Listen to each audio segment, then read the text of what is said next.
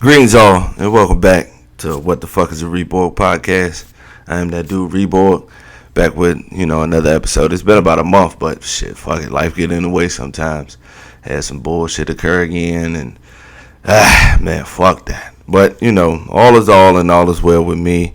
Shout out to anybody else that's going through some shit, know that I'm here for you. I got the same number since '04, make it happen. I'm always here for you. Shout out to my nephew, my former executive producer and director and all that other shit. He decided to move to Atlanta, for better job opportunities and, to help further along his musical career. So shout out to the dude. I was proud of him when he told me he left about 2 weeks ago, and shout out to him. I'm gonna miss him because, I've been in his life since he was born in '93. We always been tight, even though, even with his mom moving here and there and this, different places, he always found a way back home. And we pretty much like grew up together, Shout out to Mike. What we got? Boy, it's just Boy. We had a family reunion at the beginning of the month, like the first Saturday in August. And it was a good time, man. I really enjoyed that. I really enjoyed it. It wasn't a lot going on, but, it's just a regular cookout. But it was just cool to sit around and kick it with, like, the really older people of my family. Like, I got to kick it with my Uncle Herbert. Like, that's who I was really, like, kicking it with the whole time. It was him. And my Uncle Herbert is my grandmother's brother, not my mother's brother. So he's like a great uncle. But I think he's like 79, 80 years old. We kicked it over there, cut the fool and all that other stuff. My Uncle Alvin was out there looking like a black Steve Irwin with a cowboy hat on. My Uncle Khalil, it was just, a joyous thing to see. And I'm going to throw some shots right now. Mother, why in the blue fuck were you not at the family reunion? I mean, damn it. I called her and everything.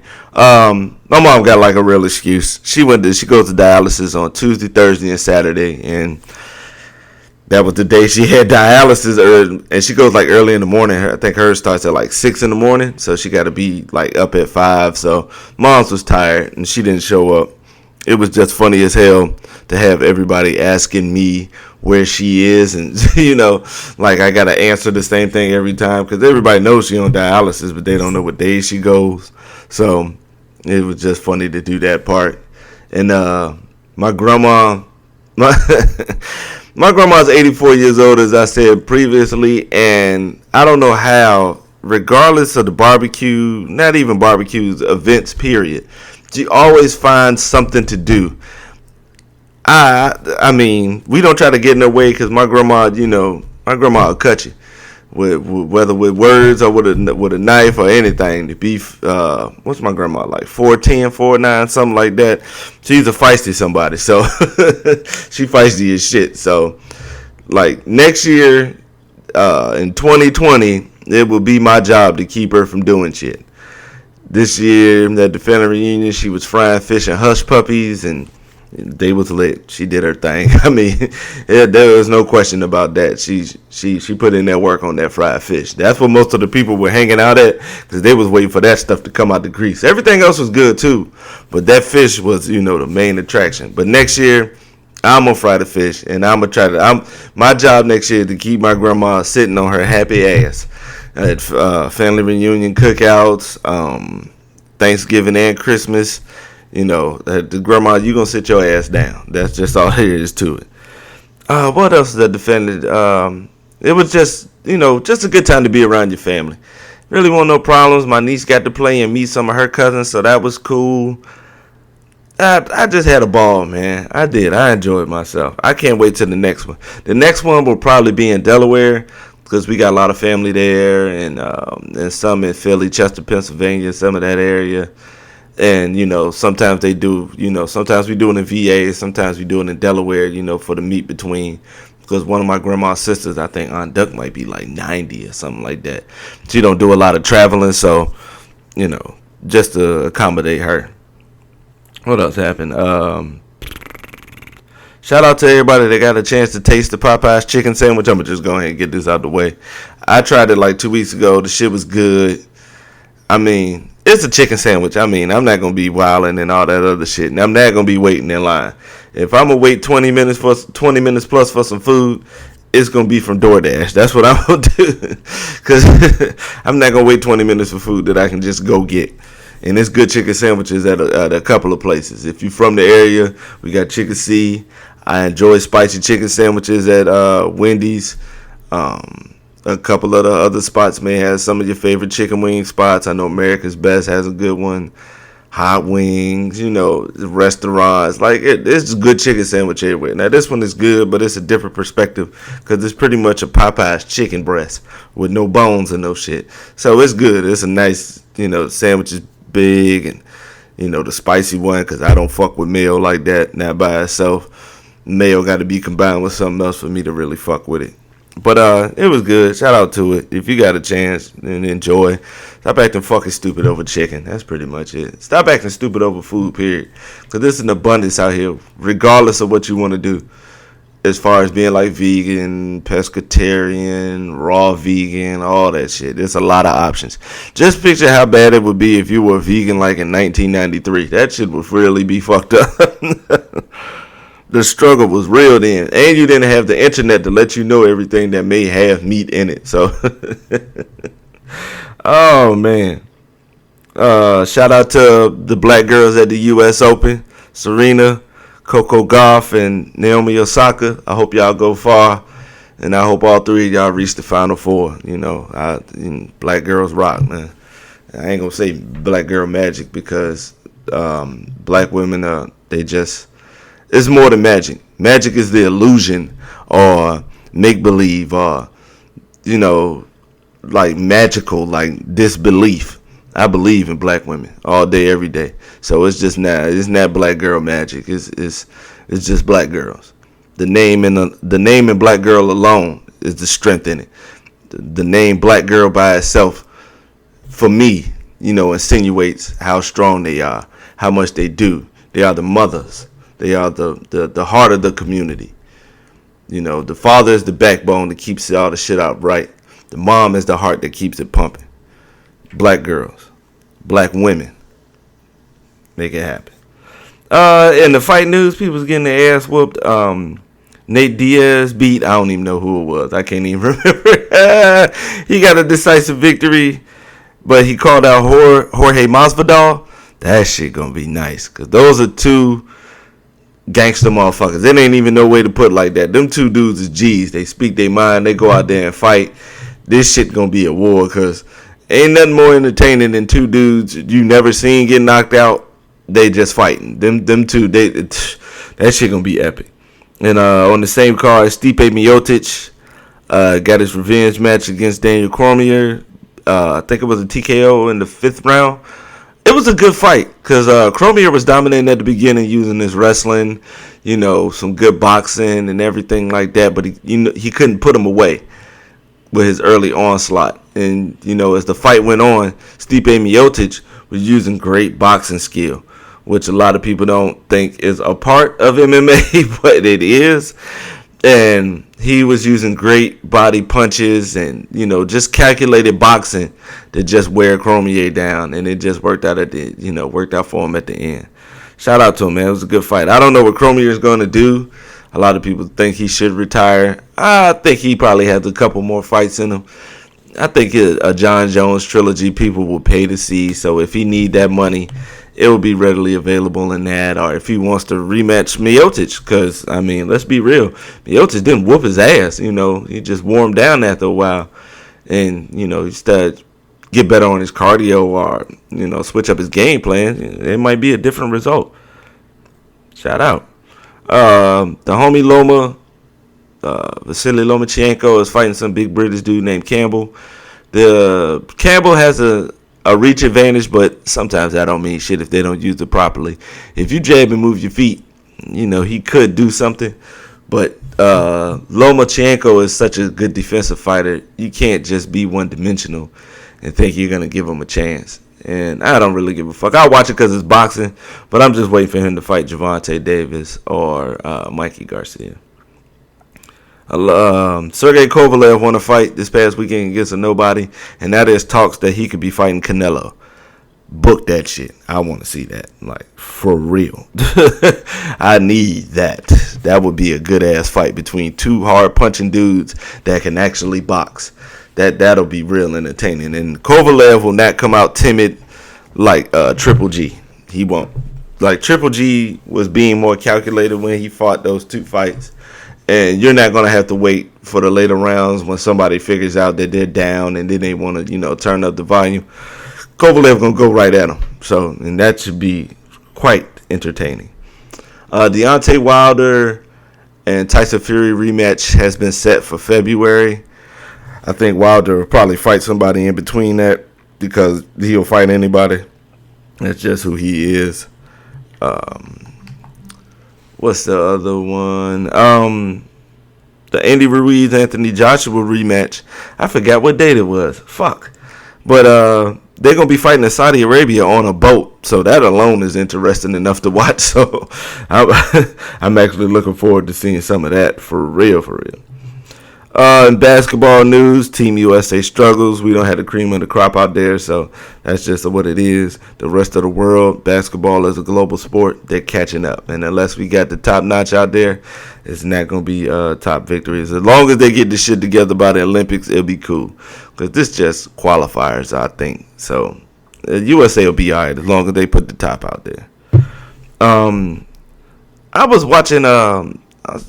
I watched the interview where Kobe Bryant was talking to, I can't remember the cornball's name, but there was an interview and he had mentioned that Shaq had his work ethic. He had about 12 titles. And then the next day, ESPN and all the sports channels, are y'all that void of information? like really, are you that void of information that you would bring up some old, first of all, it's old shit. Kobe, I'm sorry, my mom just texted me out of nowhere. I did not see that shit coming. First of all, Kobe and Shaq already had a sit down like 2 years ago, All-Star Weekend, and sat down and said the same exact shit. Shaq just said after Kobe made that statement, he tweeted, if you would have passed the ball more, we would have beat Detroit. Kind of telling the truth, it's a little bit of, there's a nugget of truth to that, but let's not forget, Ben Wallace was playing impeccable defense on you, Shaq, and you not being in shape kind of made it easier for him. But what the fuck was, like, what the hell was going on? Like, it was just some weird shit that everybody had to, Fox Sports, ESPN, like, yo, they have already talked about this. It's already been said, and we already know. We didn't even need Kobe to tell us. If Shaq had better work ethic, Lord, he would be in the GOAT conversation. Right now, he's just on the outskirts. And if you mention Shaq as your GOAT, I don't have a problem with that, because he was the most dominating player I had seen in my lifetime. Like, even more dominating than LeBron. I'm sorry, but Shaq was just that dude. He couldn't be stopped. That's why they won those 3 championships, because nobody could stop dude. Plain and simple. Like, I seen him first of all, he dwarfs people. 7'1", 330 with athleticism to go along with this. Man, ain't no need to keep going over this Shaq shit, man. Y'all know what the deal is. Look, just stop bringing up old shit. Remember I said that maybe it was about a month or 2 ago that somebody was getting ready to get some sanctions. Well, a Nike representative on the grassroots, which is like the high school basketball department, he got caught up and they put him on trial. And this dude was out here dry snitching about shit that didn't even happen. Like, I read the report on ESPN and CBS Sports. Like, I usually will read different reports on different sites just to see if it's something else that they may have that they don't, whether it be the truth or the lie. It's just trying to gather as much information as possible. But he snitched on Zion and Romeo Langford, talking about how much money he was trying to give them to play in the EYBL. And while I'm reading it, it hit me. Them 2 motherfuckers didn't play in the EYBL. They played on the Adidas circuit. Like, so you sent them money and they turned it back? Like, that's the who snitches on the innocent? Like, that shit don't make no sense. They didn't do nothing. Like, And don't think because, it's Zion, he went to Duke and all that shit that I'm bringing that up. It would have been anybody. As long as I knew the players, it would have been it. Because I'm a Romeo Langford fan, too. I liked him in high school. And, you seen the draft goddamn pod from last month. Get it together. I'm a fan of these people. Cut it the fuck out. But that snitching shit is lame. Like, like that form of snitching is just pas terrible. That is just a terrible in French. I failed 3 years straight. Well, I didn't fail. I took 3 years and got 3 D pluses. Shout out to Miss Kate. That shit was just stupid. Now we get into the meat and potatoes of our Therefore podcast. Are you ready for some football? College football has already started. I will dabble into the games I have watched already later on. And the NFL starts next Thursday. It's a Green Bay, Chicago, I think. So let's go ahead with the college football preview. I'm going to go through some teams. I got an article I want to mention y'all, preseason All-American. And then I'm going to get into the games that I've watched. Number one is Clemson, plain and simple. They're bringing back a whole offense. Like a whole offense. An offense that beat the shit out of Bama. A whole offense that was just, running through people and destroying them. I think they will win the national championship. I think with that strong offense, Brent Venables' defense. Brent Venables has the type of defense where he could just exchange parts. They're really on an Alabama level right now. We will see if Dabo can make it happen after Lawrence is gone, but that's not for another 2 damn seasons. So we're not worried about that shit right now. Right now they got the shit on lock. Venables' defense, I think even with him replacing 3 dudes that got drafted in the first round in the NFL draft, that they're still going to be good. I mean, they're still going to make it happen. Like, they keep flooding in talent. Clemson keeps bringing in top talent, and they know how to coach them. So it all works, intertwines together. Number 2, I got Bama. I think Tua got a bad rep for his play at the end of the season, and he did play bad at the end of the season. But you have to recognize that he got hurt. He got hurt in the conference championship, and Jalen Hurts saved the day for him. But he was hurt in those last 2 games in the playoffs. Now, that's not that much of an excuse for how bad he played, but it's still like, if you're not playing at 100%, what are people expecting? That's, on the coaches on making sure they have a good backup plan, or playing you while you hurt will affect the team, then your ass don't need to play. But he'll be fully healthy, got a year starting under his belt. If he's watching film, I know he has a chance to get better. Najee Harris finally gets the starring role at running back, and I've been a fan since his high school days, and I think he's getting ready to tear shit up. I think Nick gonna do a lot more running this year than previous. They're already a running team, but they passed a little more because this is the most talented quarterback that Bama has had.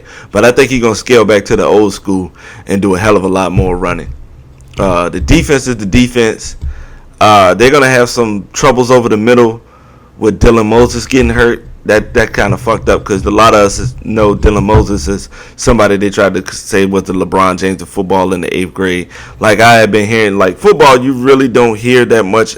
It's not as rampant as basketball when you start hearing about young talent. So when it's football, we all, like, for me, I'm going to zoom right to it and see what's up. Watch some of his highlights to see if, the kid actually got skill, because the LeBron James of football, it's too many pieces and too many other people that you have to depend on in football for it to be something like that. So, is it dominant players? Hell yeah, but not on that LeBron level where you could just feel all the stats. It's not that many, it's different. But Dylan Moses getting hurt will hurt them. But I think with the defense, with Nick Saban running the defense, they will have some hiccups and some growing pains for those guys filling in for them. But I think at the end, they'll probably still make the playoffs. Number 3 is the Georgia Bulldogs. They got to beat Bama. I think this is the year. With all the injuries, with the injury to Dylan Moses and them being thin and linebacker right now, replacing a lot. I think this is the year Georgia does it. Georgia has been a good team since Kirby Smart has got there, and he has done a hell of a lot more than Mark Richt has done in just this short amount of time. Like, That's Mark Richt never even made it to the national championship. I don't think they ever even were considered for one, But Kirby Smart is doing, like, he's challenging Bama, which is something that Rick couldn't do. And I think he has a chance to beat Bama this year. They bringing back Jake Fromm. Like, Georgia's one of those teams that's so good, if they're not winning the championship, people haven't been paying attention to them. Alabama will get more shine because, they make it to the chip. Same thing with Clemson. But Georgia, I think this is the year they finally crack through and make it to the championship. Now, they'll probably lose to Clemson, which is what I'm looking at. But I think this is the year they do it. They're bringing in, like, talent. Like, these recruiting classes that Kirby Smart is bringing in is disgusting. Like, it's just disgusting how he's just bringing in talent like that from all over the map. And with another good season, it can only get better. Number 4, we got Oklahoma. I'm going to be honest. I'm just doing the top 10. I'm not going to go through all 25 teams because who gives a shit about the other ones. And I just pick whatever what the AP polls had and stuff like that. And I'm going to just give my opinion on them. But number 4 is Oklahoma. I think Oklahoma, playing in that weak-ass conference, the only challenge they'll really get is between Texas and maybe one other team. I don't know what their non-conference schedule looks like, but I don't think they're gonna jump out the window and play nobody big because they're breaking in a new quarterback, which is a good idea. Lincoln Riley is an offensive genius at the college level. I think Jalen Hurts has a chance to take them. They have a chance to make the playoffs easily because of that weak ass conference and all the talent that they have. So, only thing they'll really have to do is just shore up the defense. Just plug in the holes, make the defense better, learn how to stop the pass on a consistent basis, and they can do things. But I ain't picking them to win the Big 12. They have a chance to go to the college football playoffs, but I'm not picking them for the Big 12. That'll be Texas, which I'll speak on later. But they got talent. I mean, they're not gonna be buns, that's for sure. Number 5, Ohio State. The only thing that gets me with Ohio State is how good will Justin Fields be? Of course, they're loaded with talent. How good of a coach is Ryan Day? Because usually it's a tough task to follow Urban Meyer. Like, it's real tough because Urban is still, like, he's a great coach. I mean, he may do some fuck shit off the field, but I ain't got nothing to do with that. That's none of my business. When it comes to the shit on the field, he gets it done. He makes it happen. He's perfection as far as a college football coach goes. He gives you everything you need. And, I don't think Ryan Day can fill those big-ass shoes. Justin Fields is a talent, and they're loaded with talent. So, hey, I still don't think they're going to win the Big Ten, though. I got Michigan doing that, and I'll speak on them later. But number 6 is LSU. I don't think LSU could get over that hump with Georgia and Bama being good. Now, if Bama's on a down year or Georgia's on a down year, I think LSU could sneak in there. Because the first time they have a quarterback, the rest of the conference is already, they still got a challenge. The longest that LSU has played has been beaten by Bama because they didn't have a functioning quarterback. Now Georgia come in. Now we got to beat 2 damn teams. Like, god damn. Because Joe Burrows is good. The jury was still out because LSU just development of quarterbacks and stuff. And even though I fuck with Coach O, who is one of the best recruiters in college football all time, he's just up there. People like him, Chuck Amato, Jimbo Fisher, what's the other dude named? Butch Davis, even that slobbering shit, Lou Holtz. Like, I'll put Coach O in that realm as far as that goes. And I'm trying to, Tim Brewster. I can't remember who you with. Tim Brewster is the shit. Wherever Tim Brewster goes, I need you to Google Tim Brewster and look up every school that he been to and look how much talent that school has gotten when he's there. Like, I just like master recruiters. I mean, even though it takes the bag to get some, sometimes it actually takes some of that spit game to just get them. Sometimes you don't have to pay a player. But with LSU's defense and the talent that they got there, they could do it. But it's just that hump. That extra team in Georgia fucks it all up. At number 7, Michigan. I think Michigan makes the college football playoffs this year. Jim Harbaugh actually has his quarterback. Quarterback has a year under his belt. I know they'll replace some players on defense, but Brown, the defensive coordinator, I can't remember his first name to save my life. Even with replacing so many players, I think the defense will still be good.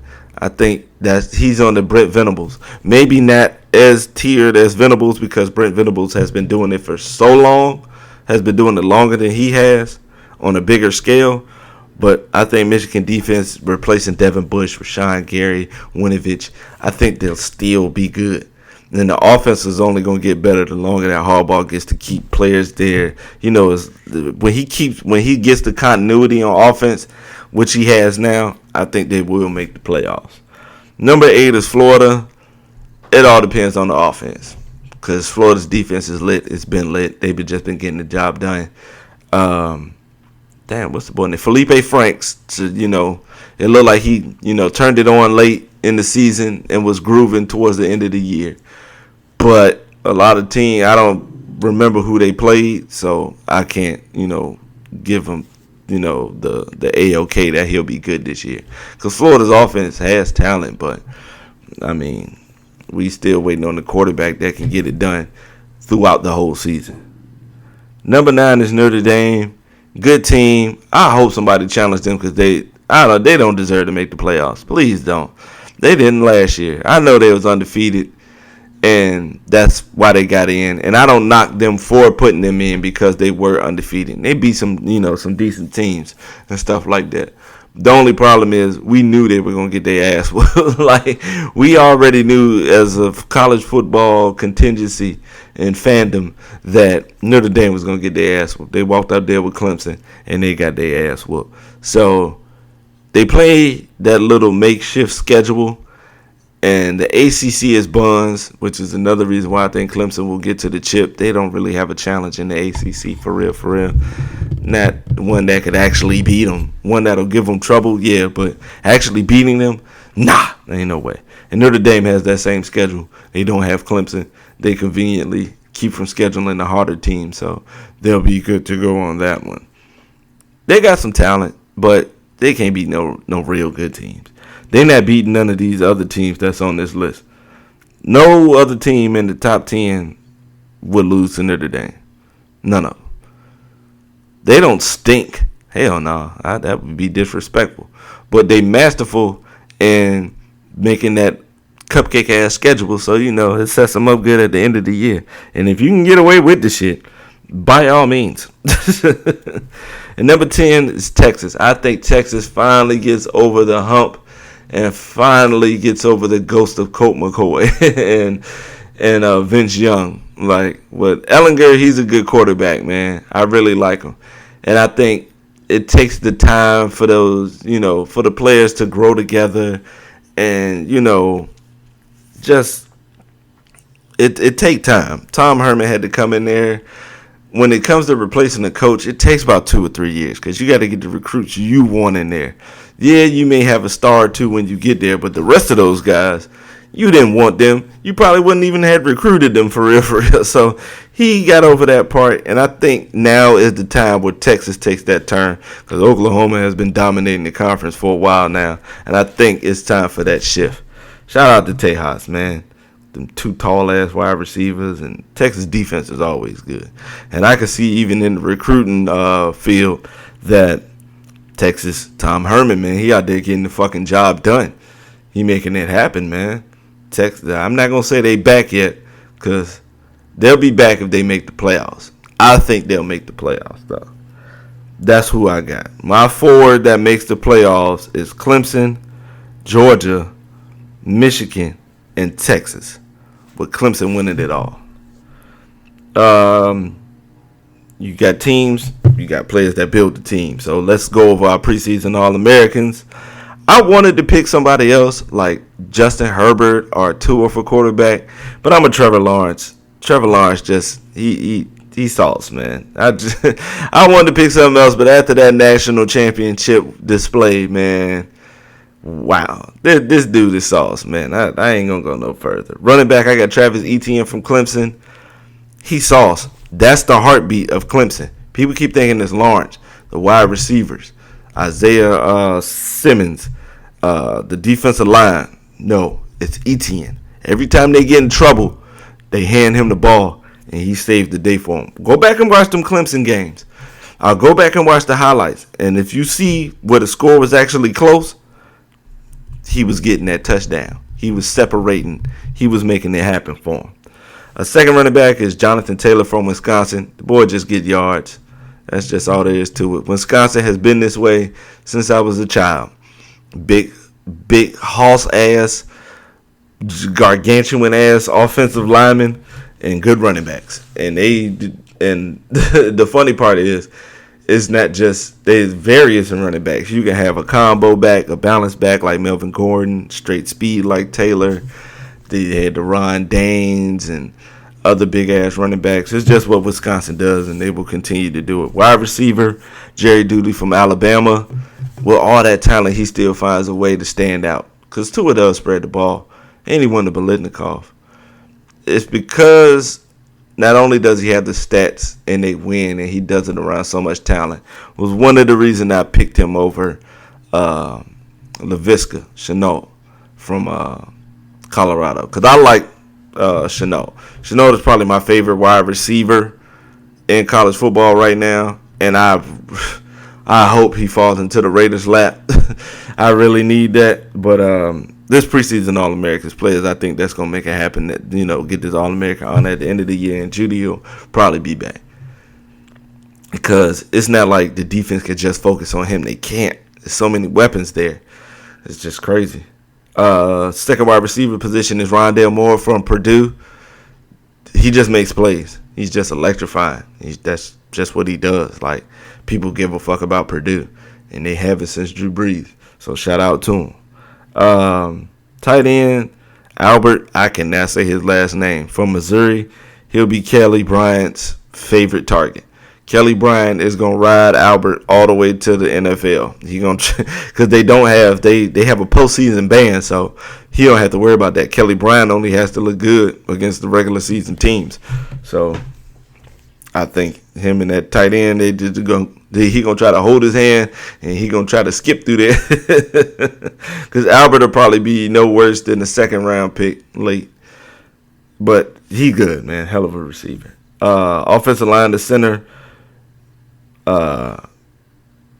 Biadasz from Wisconsin, same reason. They block out Wisconsin. Thomas from UGA, I can't remember his name. Damn, I want to say it's Reggie, but I'd be wrong.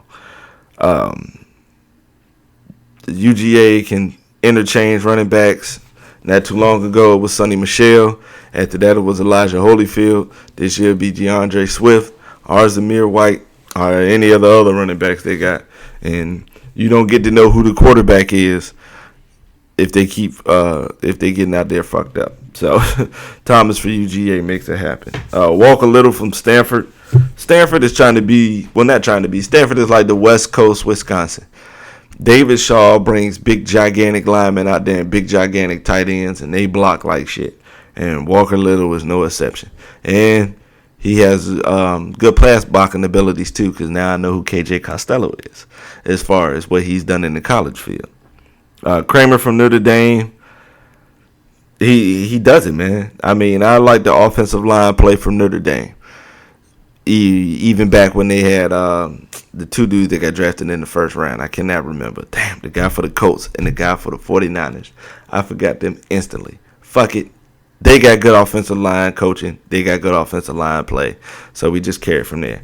And the last lineman is Lemieux from Oregon. Oregon has a good offensive line. If you watch college football, go ahead and check out Oregon's offensive line.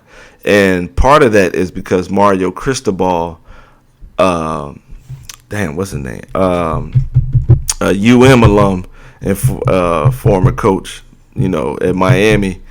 He is the head coach. He was an offensive lineman for some good teams at Miami, which is part of the reason why I wanted him to be Miami's coach, because he is a hell of a fucking offensive line coach, man. Mario helped build up that Alabama line. He doing the same thing at Oregon. And if you don't think he's a good coach, Kayvon Thibodeau, the number one player in California, skipped USC, UCLA, Cal, Stanford, all the colleges that he could have went to in California, and went to Oregon. I don't dislike Manny Diaz. I think he's a good coach, but I don't think he has that extra. I think Manny Diaz's ceiling is a Mark Richt. Good teams, good coaching, good recruiting. Mario Cristobal got a chance to be something special, and give Oregon, back to this glory of a decade ago. Defense end, I got Raekwon Davis from Bama. It's Bama. The defense, they get pressure. That's just what he does. Next, we got AJ Espinoza from Iowa. He's good. I've been watching him since high school. And, they made a big deal out of him going to Iowa because he was such a high-ranked prospect. I want to say he was like 30 or something like that, which is unknown for Iowa. And he's been playing ever since. I have to give it to him. Even when Iowa isn't playing that great and they're just having these mediocre seasons, he finds a way to stand out. The first defensive tackle is Derrick Brown from Auburn. He's dominant. He'll be a top 10 pick barring injuries. That's all you need to know. Second is Kenny Willie Kez from Michigan State. His name is funny. That's why I was stuttering. I was trying to keep from laughing. Willie Kez. And he's a white dude. So he's a good defensive tackle. He wreaks havoc in the middle. And I think this year he becomes known throughout college football. And inside the circles, he's known, but I think the nation will get a chance to see this kid, do his thing. Because ESPN always got Big Ten games on at noon. So, I don't know why, but Big Ten games are always on TV. Maybe it's because I'm in Virginia. I don't get that part, but it's easier to see a Big Ten game than it is an ACC game. Sometimes you got to go to a different channel to watch a UVA game. Like, you got to go to one of the local channels to watch that. Big Ten is always on the national scale. But Kenny Willie Kez he's sauce, man. I'm gonna be looking out for him in the future. First linebacker, Isaiah Simmons. You saw what he did in the national championship. He is the most versatile player right now in college football. He can rush the pass. He can cover wide receivers, tight ends, running backs. He plays the zone well. Good, nice form tackler. He just makes plays all over the field. And somebody else, I hope, falls into that black and silver. Next, Northwestern, we got Patty Fisher. He just tackles. Ain't nothing extra to it, for real. He just makes tackles. And he's just a catalyst in that Northwestern defense by Pat Fitzgerald, who is a good linebacker for Northwestern in his day. That's how I discovered Northwestern as a team. It was him and Donnell Autry. Yeah, and I think they made a Rose Bowl or something like that. They got their ass whooped, but they, for that 2 seasons, Northwestern was like must-see TV in college football. So, and he's passing down the tradition to Patty Fisher. So, he's pretty sauce. Third linebacker spot, Micah Parsons for Penn State. This was just a personal pick. Micah Parsons was a defensive end and running back in high school, and the transition he made to linebacker last year was just crazy. I just didn't see it.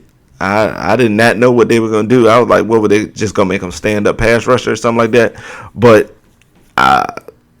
it's very rare in this day to see players take the option not to be the defensive end, because defensive end is so popular. Defensive end makes money. Everybody loves them. There has not been a high school recruiting class in maybe the last 10 years that ain't had a defensive end in the top 5. Some positions don't even reach the top 5. So for him for him to want to, back away from that guarantee and be somebody who can make plays all over at a different position, shout out to him, and he's doing it. Cornerback, C.J. Henderson from Florida. Just a good cover corner, man. Good man, cover corner. He finds his man, locks on, and they have a hard-ass day. I can't even go no further in that one. Bryce Hall from UVA is the same thing, man, and just a playmaker. Sometimes you don't have to get the interception to be a playmaker. Sometimes I would much rather you not get the pick and we get the ball on the 10-yard line than you swatting the ball down and now they got a punt from the 30. sometimes it's situational. I know the picks look good. It helps you get that bag later on in the league, but sometimes you got to make the smarter play, and that's what Bryce Hall does. At safety, Grant Telpit from LSU, DB University, is doing their thing. In the early 2000s, it was Miami, and now it's LSU, and LSU is killing it at defensive back university. They got Derek Stingley, a true freshman. They talking about he going to be a starter. Like, that's crazy. Cornerback is not one of them places you want to just throw a young boy at. But if he balling, and this is LSU, so he got to be doing something. And Grant Telpit is like a taller Tyrann Mathieu. Honey Badger. He's taller. He can cover a little better. He just sauce, man. He going to be a top pick in the draft, guaranteed, barring injuries. And our last safety in our last position is J.R. Reed from Georgia. If you can stand out with all the stars that's on Georgia's defense, then you are somebody. And that's what he is. He is just a playmaker all over the field and just somebody you got to have out there. You know, you may not know who he is, but by halftime you will. Let's just put it that way. And our final college football note, my homie Ron, shout out to Remy Ron. He sent me an article from the Tampa Bay Times newspaper where they ranked the top 50 college football players from the state of Florida. And I enjoyed this because I enjoy all Florida teams. I liked Florida with the Danny Warfel era. I liked them with the Tebow era. I like Florida State. Like, I can't be one of those fans that hates other teams, man. If you got sauce, fuck it, you got sauce. Now, I'm not going to bore you by going over fucking all 50. So I just give you the top 10 and my thoughts on some of it. Number 10, they got Derrick Brooks, linebacker from Florida State. He was sauce. His record was 44-5-1 in 4 years of football. So he made a smooth transition to linebacker because he was a safety when he first got there. And he was just sauce, man. 2-time first-team All-American. He done had his number 10 retired. He in the College Football Hall of Fame. He just got to be. Number 9, Wilbur Marshall. Wilbur Marshall is that defensive player that helped turn around the franchise. Florida was buns back in like the early 80s, for real. They really weren't that good. They had fallen on hard times. But he came through and made them a hell of a lot more relevant.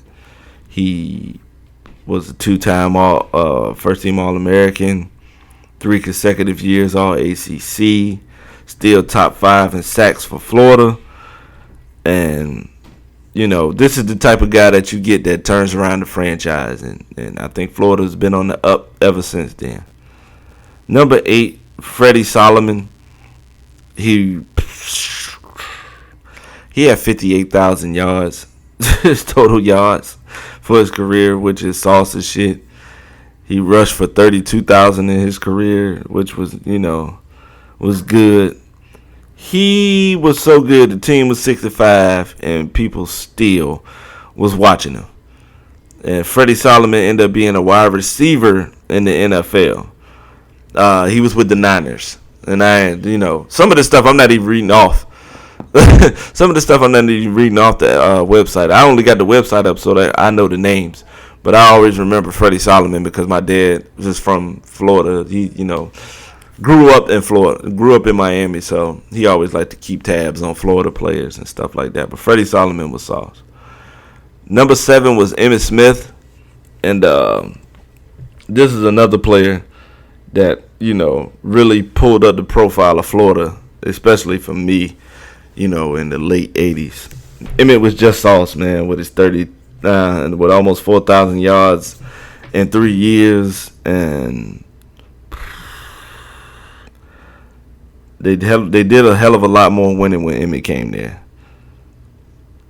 And I think, they got better as he was there, and I think they lost to Auburn in a heartbreaking game, which was like his final game. But it's Emmitt Smith, man, legendary running back for his career. You can even look up what he did in high school. So Emmitt has just been sauce on some day one shit. Number 6, Michael Irvin, and I think Michael Irvin's He put up hella fire stats. He still is the leader in all-time touchdown receptions for the Hurricanes with 26. Top 5 in receptions with a $143 and yardage. And he helped. He was the creator of that Miami swagger with Howard Smellenberger. Like, he shined with Jimmy Johnson, but when that class came in with Smellenberger, you seen the U on 30 for 30, man. That's just Mike, man. Number 5 is Ed Reed, who I think is the best player in Miami history. Ed Reed was just crazy, man. Lord Jesus, it's crazy. I can't even fathom. I can't even articulate the shit the way I want to, because he was just that sauce, man. Number 4 is Danny Warfel from Florida. This was the guy that was this, you will know one player will introduce you to a team, another player will have you following the team. And this when I started following Florida, when they had Danny Warfel, because he was all over the place throwing all them damn touchdown passes. He won that national championship with Florida. I don't think it was their first, but it had been one in a long time. And in 1995, that Fun and Gun, you was going to watch that shit. I don't give a fuck who you is. Number 3, Deion. Primetime Deion Sanders, who might be one of the greatest cornerbacks to play football. Fuck college, pros, high school. Deion was just that dude. And he also was integral in creating a winning attitude and swagger at Florida State that lasted up until last year. That lasted up until Jameis Winston left. Like, during that time, man, Florida State was fucking lit. Just look up Bobby Bowden, look up Florida State, and Deion was that dude. I think the first time he got a punt return, I think he took it to the house.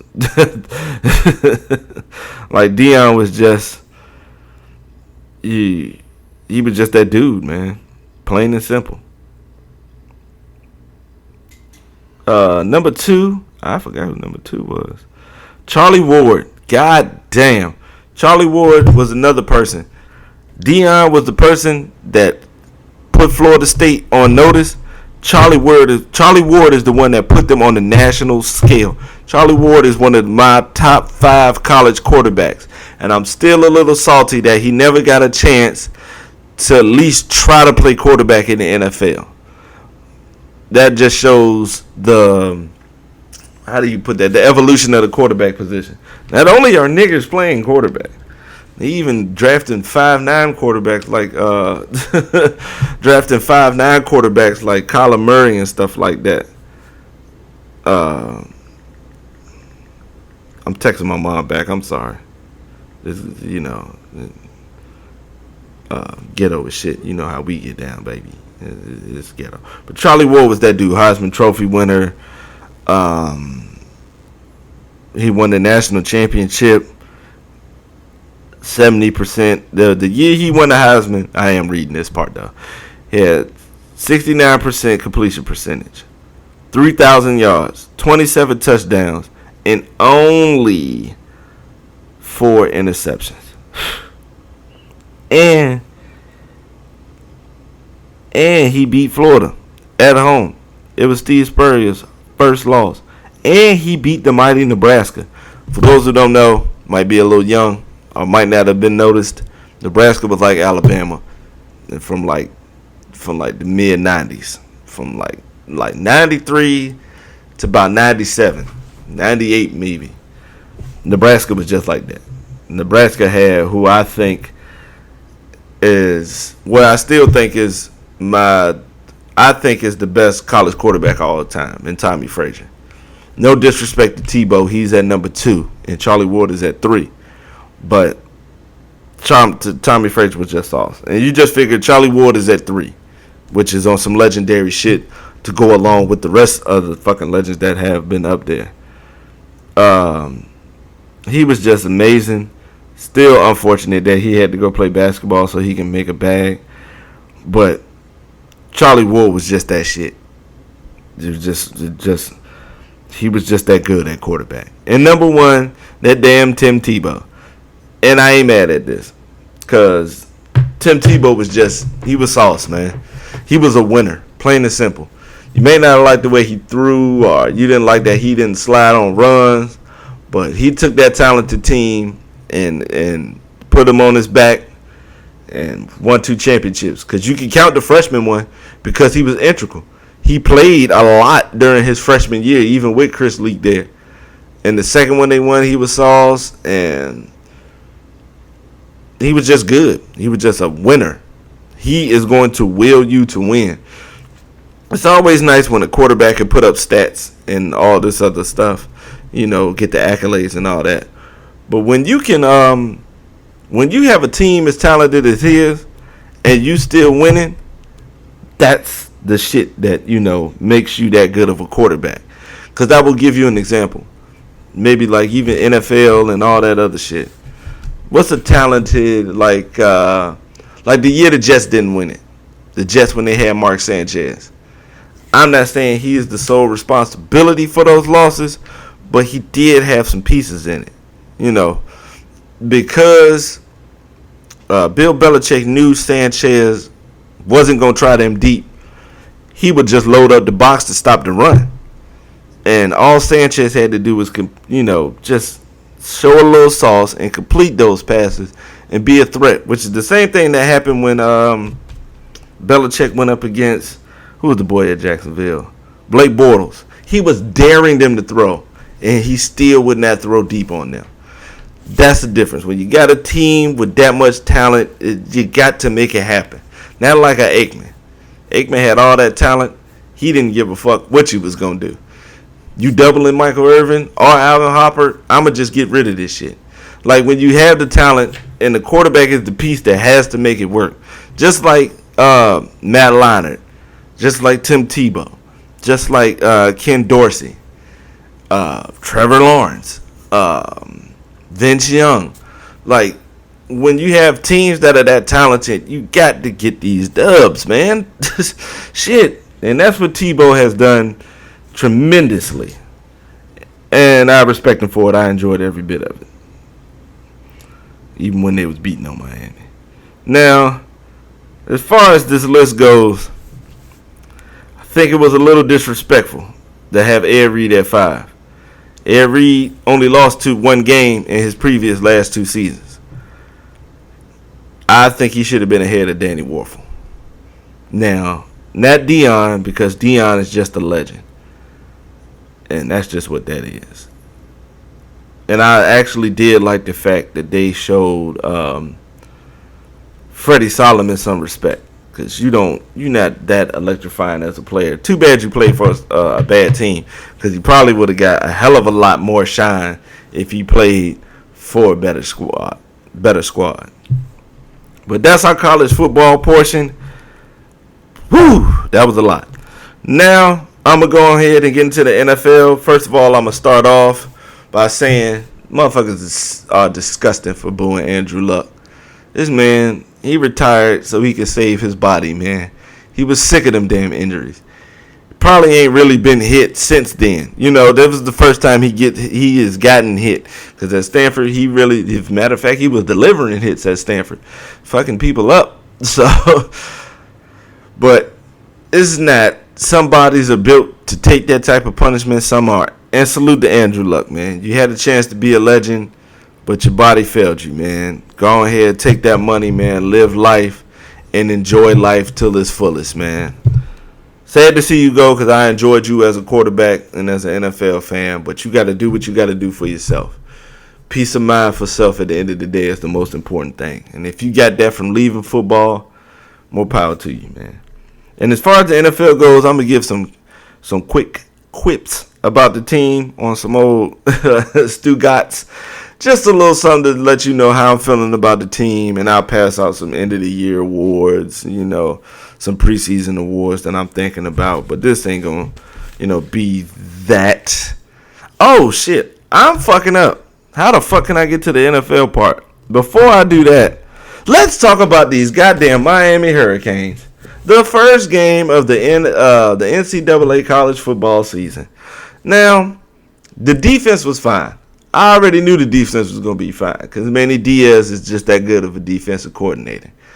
A lot of people don't like the turnover chain. You shouldn't have it if you losing, but it gives your defense something to look forward to. It makes your defense want to go out there and get them turnovers, and that's what it is.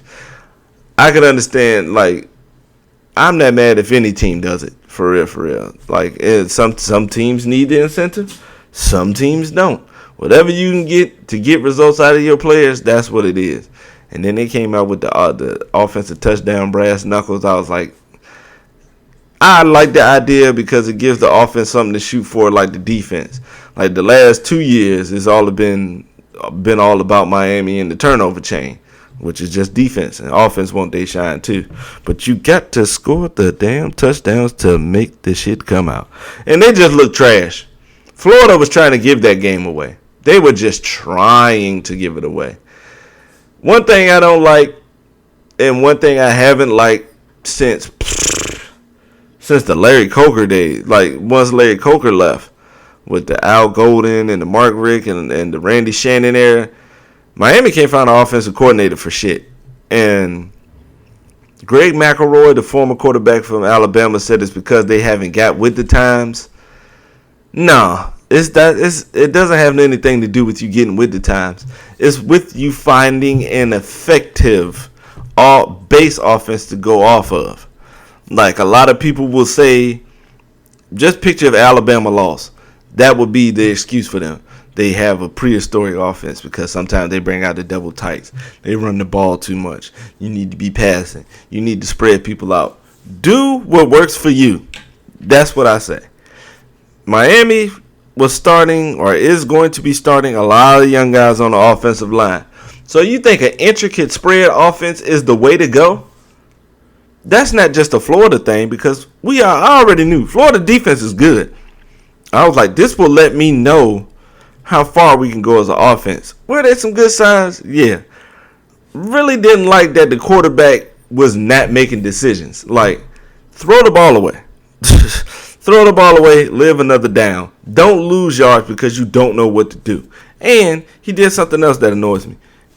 When an athletic quarterback don't run. Run. Get out the way. Get these 5-yard slides so now it's 2nd and 5 instead of 2nd and 13. Like, come on, man. Y'all, it's something that they're not teaching on the offense that's resonating with them. And it just annoys me because it's bad football. It's hard for me to watch bad football. Now, bad team, that's different. I'll watch a team that, a team that's fighting hard and, just playing. If you're just getting burnt because the dude is better than you, then that's what it is. I don't mind that part. But when you just playing bad, just bad scheme and everything, like, if they didn't run the ball enough and they just kept trying to run out the spread and just kept trying to do screens. They were calling play action when the run game wasn't even effective. Like, it just wasn't making any sense. So there is no hope. I was hoping one of my football teams was going to be worth watching. Hey, get your ass out of there, boy. Lay down. You got to watch boy because he'll walk somewhere and plan on peeing on the shit later on tonight when it's dark. Lay your ass down. You ain't sneaky. Don't you see me fussing about the Canes? I was hoping one of my football teams between the Hurricanes and the Raiders was going to be good. Wishful thinking. The defense is going to be good. The offense will be goddamn barf-worthy. But, yeah, I watched the Clemson game, and I stopped after halftime because it is what it is. Clemson worked them. Trevor Lawrence threw 2 picks to show he was human. I think he'll build on that. It doesn't stop them from getting where I think they'll get to. They beat the shit out of Georgia Tech. That defense was crazy. Goddamn, Clemson's defense was everywhere. Whew. And shout out to Florida for getting that win.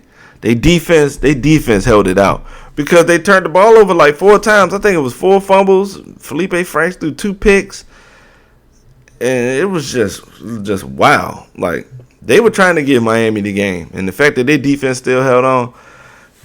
Florida's offense, they're going to have to tighten the fuck up. And you ain't beating Georgia with that team. I can tell you that shit right now. But it was enjoyable. Football's back. Enjoyed it. Watched a couple of high school ass whoopings. But let's go ahead and get to this NFL. I'm going to go by division, Each division, we're going to start from east to west. You know how it go down. You've seen the lineup.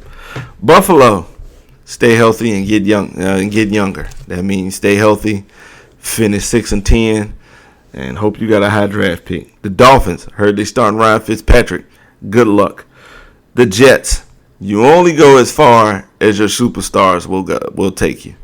Use Jamal Adams, use Le'Veon Bell, and you could go 9-7. New England, see you in the Super Bowl. Cleveland, let's make this shit work, because there ain't no other options. Cleveland is under a microscope for the first time since Jim Brown. And that was just a joke. Bernie Kosar and all that shit. But they got the talent. I think they'll do it. You got to make sure your defense is right on par. The defense got some good players, too.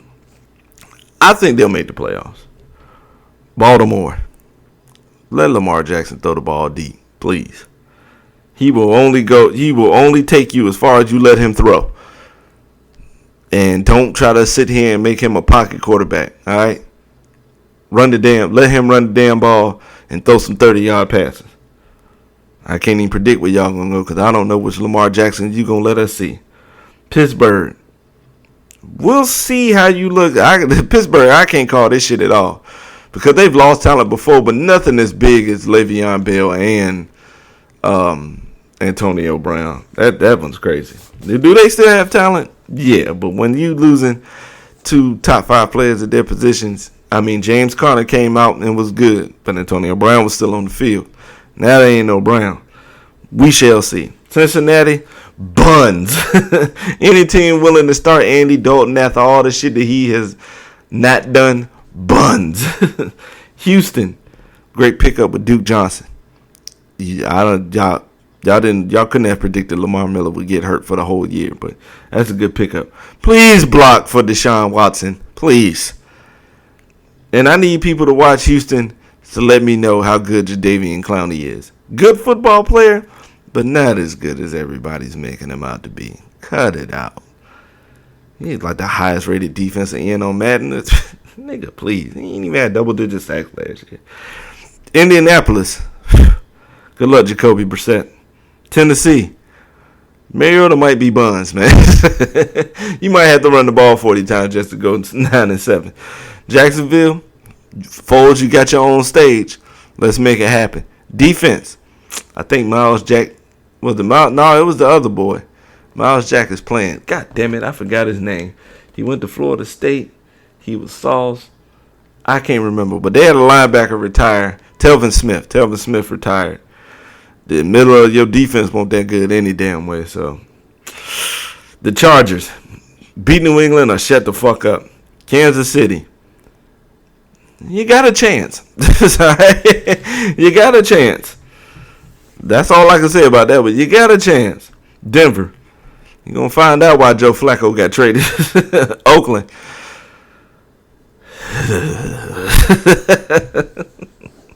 As soon as that defense is ass, I'm turning. You only got one game to prove it. Monday night, 10 o'clock versus Denver. That defense come out ass against Flacco. The Giants, you got rid of Odell. How good do you think you'll be? And another thing, Saquon talk about he the best running back in the league. Not after 1 year, nigga. We need some sample sizes, okay? All right, we gonna need more than 1 year. There's no Odell there, so you're definitely the key. Now, if you sauce, I'll give you your credit. If you don't, I'm gonna laugh at you. Are you a hell of a running back? Yeah, but you can't be the best back after 1 year. No, it's other backs have proven it over a couple of seasons. One don't make you great. Dallas, I need to get Zeke in there. Washington, just start Haskins, man, and hope for the best, man, because ain't no way in hell you're going to start. I don't even know who the hell they think they're going to start. That's how bad the quarterback situation is at Washington. They done fucked around and built the team up. Y'all need to sign Trent Williams, all right? You really do. Top 5 offensive tackle in the league. Please. I'll trade him. Shit. I don't have that man just sitting in limbo. If I'm a team, I'm going ahead and risking it all to get Trent Williams out there. That's all we need. Shit. Philly, they're healthy this year, guys. You might want to look out. Chicago, Trubisky, this is all on you, pal. Green Bay, I already seen Aaron Rodgers don't get along with the coach, so the shit just still going to be the same. Great quarterback, team don't match. Need some damn defense. Detroit, don't get Matt Stafford killed out there. Minnesota, we'll see Kirk Cousins. We shall see. This whole shit is based on you. What the fuck are you going to do? Tampa Bay, Jameis Winston might be buzzed. New Orleans, why don't you play good football for 4 quarters so you won't have to depend on the refs? I'm going to fuck around and give y'all another chance. After this is it. Atlanta, y'all need some consistency. You can't put up the numbers their offense puts up and don't make the playoffs. That shit is just uncanny. That just shows how the NFL is now. How pass happy and how statistic heavy the damn league is now, because Atlanta put up all them damn numbers, and I don't even think they was, and that knocking on the door shit don't count. Carolina, if Cam's healthy, you'll go far. If he's not, good luck. Arizona, just don't let Kyler Murray get killed. San Francisco, interesting. I don't have a damn thing. I hope Jimmy G's helpful. I will definitely be keeping an eye out. 2 of my good friends are 49er fans. Well, 3 of my good friends are 49er fans. Black Man, Paul, and Prince. So I've always, looked out for the team and stuff like that, even at y'all worst. So, but it's interesting. I can't really call y'all. I don't know whether y'all going to be good or buns. Seattle, you'll miss Frank Clark. The Rams. Just make sure everybody's healthy. I'm not going to pick y'all for the bowl this year. But, you know what? This season is on Sean McVay. Show us that you're the offensive genius. Because you got all the way to the bowl and you got out-coached by a wily old vet. So I really can't give you that offensive genius thing. Because offensive geniuses win championships. What's the name of the coach that can't head coach? I always mention him. North Turner, offensive coordinator in them Cowboy years. Got them dubs. Josh McDaniel, offensive coordinator. Got them dubs. So, yeah, well, I ain't going to call you no offensive genius, and you ain't got no damn championships. Lincoln Riley is offensive. I'll give him that. Because at least they do some winning. You know what? I'll take it back. I'll call him a hell of an offensive coordinator. You ain't no genius if you ain't winning no chips. Fuck that. I retract out all that shit. Lincoln Riley is just a hell of an offensive coach. I ain't going to give you genius. Geniuses, they win. Fuck that. But that'll be good to see. And Clay Matthews there, you can't keep letting defenders go to the Rams, man. You just can't. All right, we're going to pass out these awards. MVP, Gronk gone, so I'm not going to pick Tom Terrific. I'm going to give it to Phillip Rivers. I would like to see Phillip Rivers win an MVP. Now, if he wins this MVP, I don't think it's a chance they win the bowl, but I'm going to give it to Phillip Rivers. Yeah. Defensive player of the year, I would want to say Aaron Donald, but I think he'll probably have like a 15-sack season, but I don't think he'll get it. I'm gonna go with Khalil Mack. He'll probably be defensive player of the year. Yeah, Chicago is really feeling that defensive swagger right now. They feeling real lovely right now. Offensive rookie of the year, I'll probably go Kyler Murray. Nobody else will have as many opportunities to get, make plays and get yards as he will. Josh Jacobs, it'll probably be a running back by committee at Oakland. Same thing with David Montgomery and Miles Sanders. N'Keal Harry has a chance, but New England really doesn't trust like rookie wide receivers like that. But so I think it will be Kyler Murray. Defensive rookie of the year,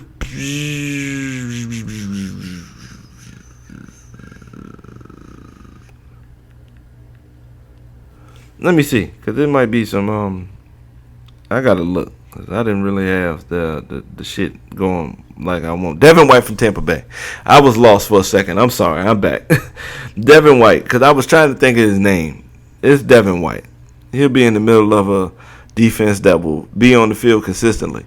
He won't have to make every play because he got Devontae. Fuck. I can't remember the dude's name. The one that's going to be beside him. They got Ndamukong Suh and Vita Vea holding up the middle, so they'll be good on that one. So he just can't help with the poor defensive back plays. But as far as him being able to fly all over the field and make plays, that's what he gonna do. Devin White. The bowl, the all-important Super Bowl. I got New England beating New Orleans. Yep. You know what? I changed my mind in mid-sentence. I got New Orleans beating New England. Because that's an offensive genius there who's won the bowl and is on a consistent basis with that. I think, damn, I forgot the dude's name. Sean Payton. I think Sean Payton can pull some work up against New England. I think New England will make the bowl. New England will make the bowl until Tom Terrific, Belichick, is gone. So, in future podcasts, you might not even care who I pick for the bowl because it will always be New England representing the AFC. But that's our podcast for today. It's great to be back. I love doing this shit. I wish I could afford the time to do this shit more often. That's why I'm on Indeed.com and a side tab looking up another job because I would like to do this more often. The NFL season's getting ready to come up. And I ain't trying to do them long ass hours and, try to be tired on, Monday and shit like that, or Tuesday whenever I do the pod. But, yeah, I'm trying to afford the time so I can do this shit on a more consistent basis. I think life will give me a break so I won't have to go through the same bullshit that was happening beforehand. But, as always, thank you for listening. I appreciate every view, every like, every comment, good, bad, or indifferent. And I just appreciate you all. And as always, be easy and be you.